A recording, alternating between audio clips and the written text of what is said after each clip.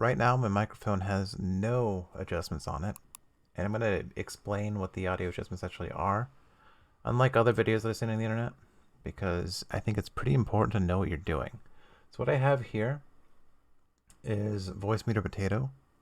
I do have it loop back into my headset so that I can actually hear myself. Now, quick note, you'll notice that the NVidia Broadcast microphone is delayed. I have it put into B2 as well, because we're going to be editing the color on this microphone as well. So right away,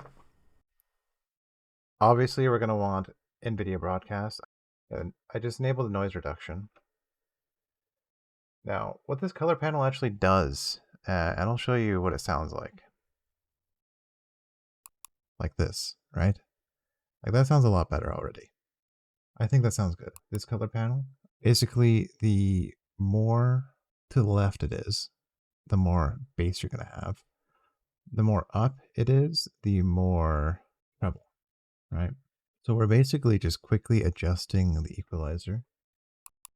Now, I think that the NVidia Broadcast actually removes a little bit of the treble, so I'm going to add that back here as well. Again, you'll notice this is delayed by, I want to say 100 milliseconds. So if you're running like a webcam or something, you should probably also adjust that as well.